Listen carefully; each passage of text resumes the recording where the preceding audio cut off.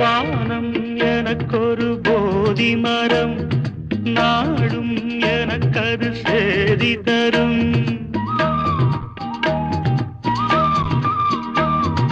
வானம் எனக்கொரு போதி மரம், நாடும் எனக்கது சேதி தரும்.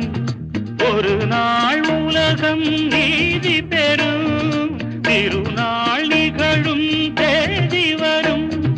கேள்விகளால் வேள்விகளை நான் செய்வேன், இது ஒரு பொன்மாலை பொழுது.